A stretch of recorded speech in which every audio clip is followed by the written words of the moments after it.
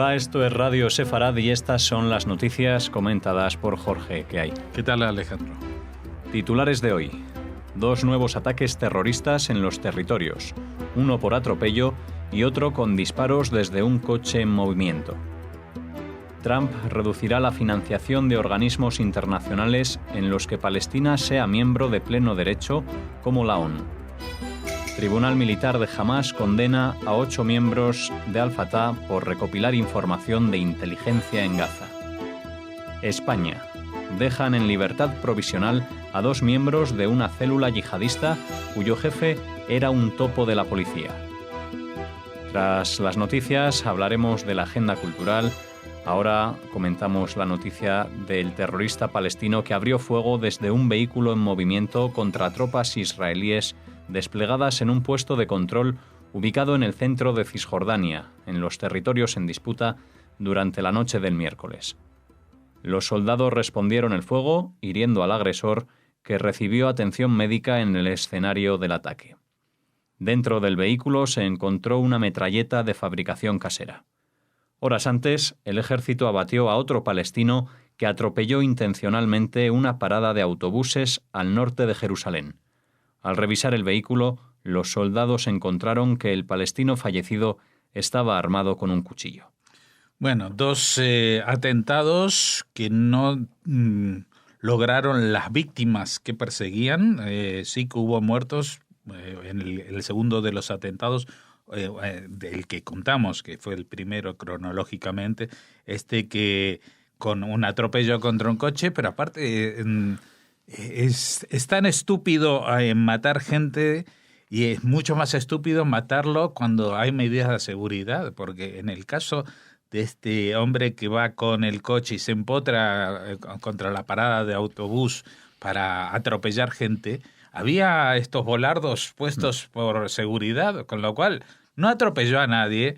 Enseguida lo remataron y encima algún medio dijo, todavía no se sabe si es un accidente. Bueno, pues el hombre estaba conduciendo con un cuchillo en la mano. A ver, si volvemos a los tiempos de la corrección política, el supuesto conductor, que era un supuesto terrorista, que era un supuesto palestino, estaba todo supuesto. Pues no.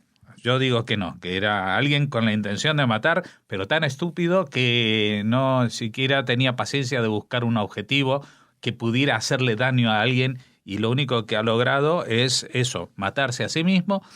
Pero sí que ha conseguido algo, es que su familia va a seguir siendo subvencionada durante mucho tiempo con los impuestos que pagamos nosotros los españoles, porque damos ayuda económica a la autoridad palestina y ellos premian a los terroristas de este estilo, ¿no? Y el otro terrorista también se piensa que es tan listo, habrá visto alguna película que disparando desde un coche en movimiento, pues que le va, vamos a ver, si alguien ha manejado un arma alguna vez en su vida, sabe que es muy difícil, incluso desde distancia muy cerca, acertar a un objetivo. Y más si es un objetivo, digamos, de dimensiones no muy grandes como un ser humano, ¿no? Pero si encima vas con el coche y vas disparando, pues no le pegan ni a nadie. Lo que sí le pegan es si tú estás un soldado que te están disparando y aunque el coche se mueva, tú estás en una posición fija y puedes apuntar y disparar. Y esto es lo que ha pasado. No han conseguido matarlo de primeras, lo han herido y se lo han llevado preso. Y quizás para él sea el peor de los destinos, porque no ha logrado su objetivo de convertirse en un mártir. Tan solo ha sido un estúpido.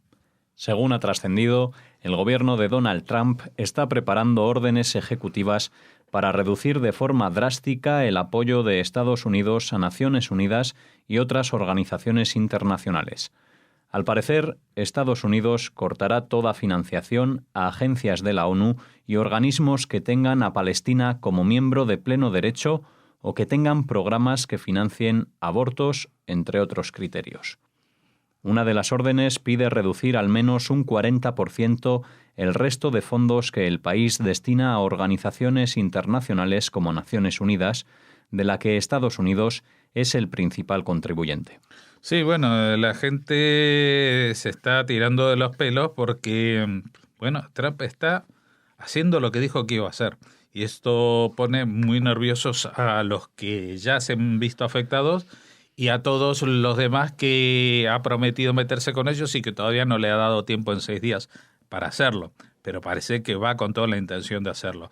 ¿Y qué quieres que te diga? Yo sé que hay muchas organizaciones internacionales, incluso dentro de Naciones Unidas, que hacen una labor maravillosa, la de la lucha contra el hambre, contra la pobreza, que esto, que el otro, pero hay otros organismos que han perdido el rumbo hace mucho, ¿no? Por ejemplo, la UNRWA, este organismo que solamente ayuda a los refugiados palestinos, no ayuda a ningún otro refugiado del mundo. Todos los otros refugiados del mundo tienen una agencia que se llama ACNUR. Por favor, ayuden a ACNUR y espero que Trump no solamente siga apoyando como Estados Unidos a ACNUR, sino que incremente su ayuda a ACNUR. Pero por favor, desarmen ya y desmantelen ya UNRWA, que ¿cómo decirlo? Es el sitio más corrupto, la organización más corrupta de la Tierra, porque están manteniendo de forma artificial una situación de desamparo a pesar de las propias personas que tiene que proteger. Es decir, los refugiados palestinos viven en países que tendrían que haberlos hecho ciudadanos hace muchísimo tiempo. Viven allí hace 70 años, por ejemplo, en Egipto. ¿Y por qué no son ciudadanos egipcios? Porque la propia dirigencia palestina, a partir de los años 60, ha dicho: paren todos los procesos de dar ciudadanía a los palestinos, porque lo que nosotros queremos es generar un problema palestino que tengan que resolver con el desmantelamiento de Israel. Esa fue la tesis de grupos como Al-Fatah, el grupo terrorista que lideró Yasser Arafat y que luego se reconvirtió en partido político totalmente apto y democrático, según algunos.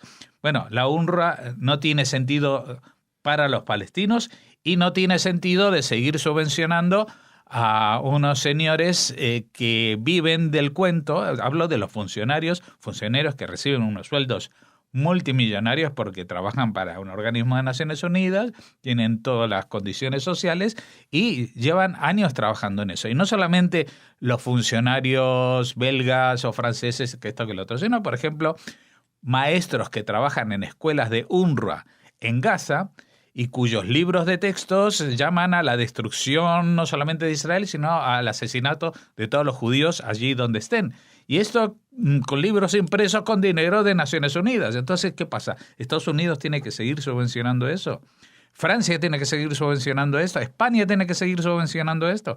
Pues, por favor, el primero de la cola que sea UNRWA, que ahí le corten los víveres y que yo creo que tal como ha pasado en otras ocasiones, que no vienen al caso, pero por ejemplo, cuando se hizo aquí la ley de partidos políticos y se desmanteló el tinglado económico que beneficiaba a Herri Batasuna como partido político terrorista, pero que recibía fondos del Estado, en el momento que empezaron a tener problemas económicos, se fue al garete.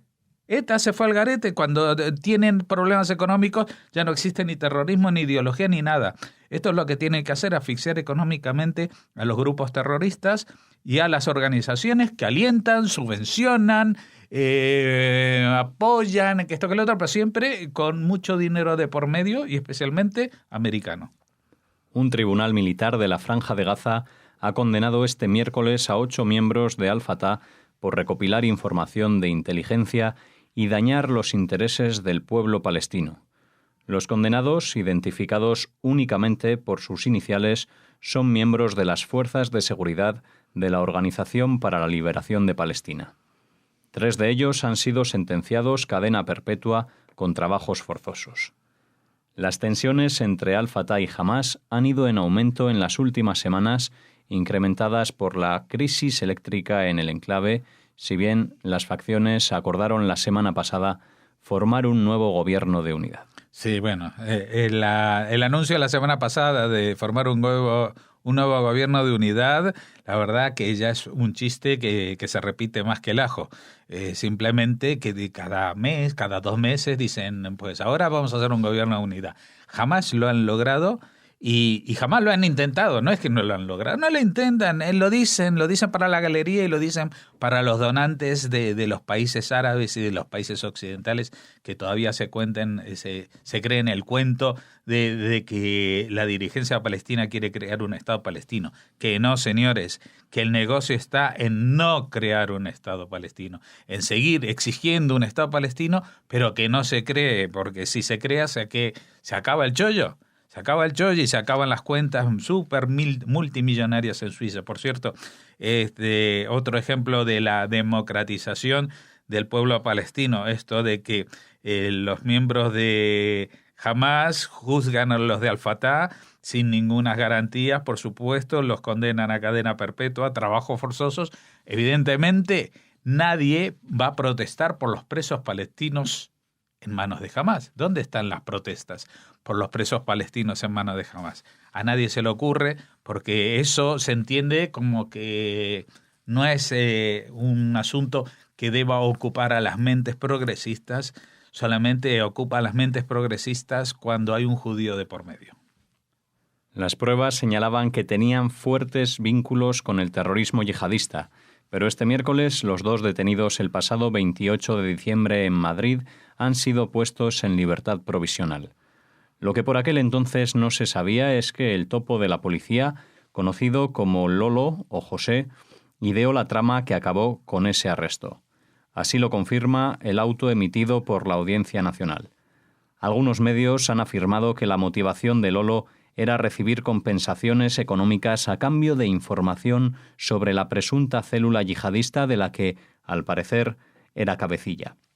Según el auto, tras su colaboración con la policía, Lolo acudió a la Benemérita y aseguró la existencia de unos zulos en los que, conforme al documento, se encontraron elementos de un arma automática que podrían haber sido colocados por el propio Lolo.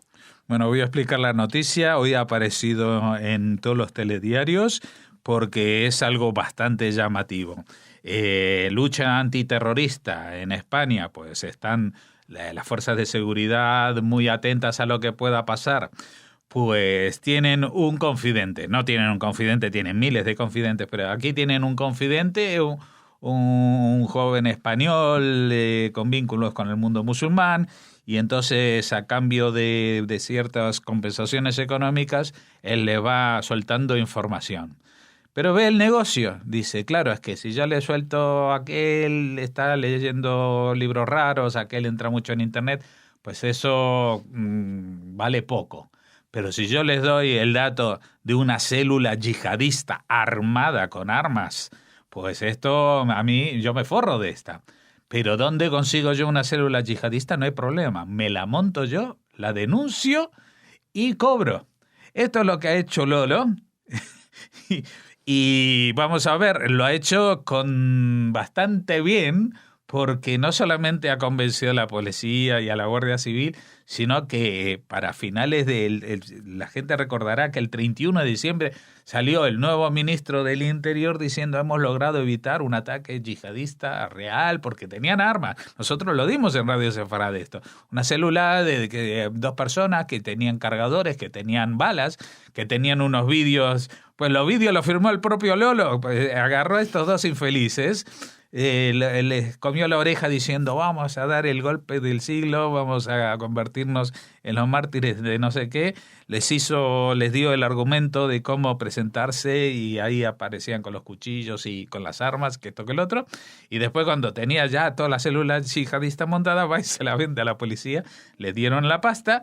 Bueno, ¿qué ha pasado? Evidentemente, cuando detuvieron a esta gente dijeron, pero si el que lo filmó fue el Lolo. Vamos a ver. Esto ha dejado con el culo al aire algunas incongruencias y fallos de los servicios de seguridad españoles. Hay que andarse con cuidado. Pero a mí también me llama la atención una cosita. Es que evidentemente esta célula la formó Lolo con estos 2 infelices. Ahora, estos 2 infelices estaban dispuestos a hacer lo que Lolo les decía, de cometer ataques yihadistas. Entonces no entiendo demasiado bien cómo va el juez y los deja libres. Los deja libre diciendo, bueno, esto ha sido una detención no por vías legales, pues no utiliza elementos, que el otro. Vale. Toda esta parte de la parte legal la entiendo. Pero hay una cuestión, que estamos con el nivel 4 de alarma antiterrorista. Y esta gente estaba dispuesta a actuar. Ellos no sabían que era de broma. Ellos creían que iban a matar españoles en serio. Y van y los dejan sueltos.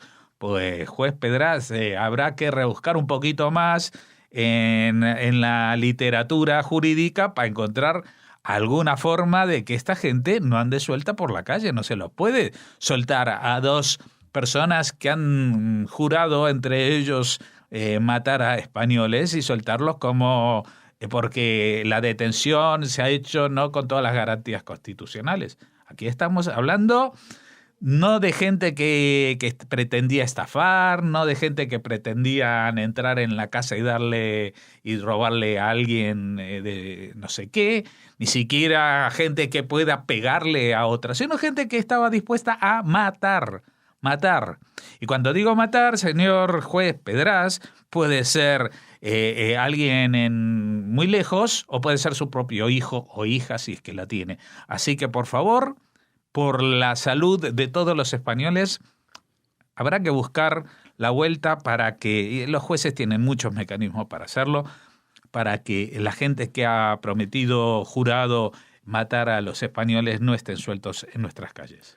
Bien, pues hasta aquí las noticias de esta semana. Volveremos el lunes con más noticias. A Jorge lo recibiremos el martes, pero antes de marchar, Jorge... Sí, antes de marchar, yo hoy, como estamos en el Día Internacional de la Memoria del Holocausto y la Prevención de los Crímenes contra la Humanidad, y estamos en España, pues me gustaría reivindicar aquí un poema de un poeta español muy conocido en la época en que la legalidad española, la República, se debatía contra las fuerzas del totalitarismo. Estoy hablando del poeta zamorano León Felipe. Y León Felipe, como todos los poetas intelectuales, políticos y gente de izquierda, en aquellos años quedó totalmente impresionado por lo que fue el Holocausto. Y escribió un poema que se titula simplemente Auschwitz y que tiene una dedicatoria a todos los judíos del mundo, mis amigos, mis hermanos. Y déjenme que lo lea, aunque yo lo voy a leer con mi acento argentino, pero simplemente es algo que necesito hacer. Estos poetas infernales, Dante, Blake, Rimbaud, que hablen más bajo, que toquen más bajo, que se callen. Hoy, cualquier habitante de la tierra sabe mucho más del infierno que esos tres poetas juntos. Ya sé que Dante toca muy bien el violín, el gran virtuoso, pero que no pretenda ahora con sus tercetos maravillosos y sus endecasílabos perfectos asustar a ese niño judío que está ahí, desgajado de sus padres y solo, aguardando su turno en los hornos crematorios de Auschwitz. Dante, tú bajaste a los infiernos con Virgilio de la mano, Virgilio, gran Cicerone, y aquello vuestro de la Divina Comedia fue una aventura divertida de música y turismo. Esto es otra cosa. Otra cosa. ¿Cómo te explicaré? Si no tienes imaginación, tú no tienes imaginación. Acuérdate que en tu infierno no hay un niño siquiera. Y ese que ves ahí está solo. Solo. Sin Cicerone. Esperando que se abran las puertas de un infierno que tú, pobre florentino, no pudiste siquiera imaginar. Esto es otra cosa. ¿Cómo te diré? Mira, este es un lugar donde no se puede tocar el violín. Aquí se rompen las cuerdas de todos los violines del mundo. ¿Me habéis entendido, poetas infernales? Virgilio, Dante, Blake, Rimbaud. Hablad más bajo. Tocad más bajo. Shh. Callaos. Yo también soy un gran violinista y he tocado en el infierno muchas veces, pero ahora, aquí, rompo mi violín y me callo. Las palabras de León Felipe con la voz de Jorge Rosenblum. Muchas gracias. Ahora sí, hacemos una pausa y regresamos con la agenda cultural.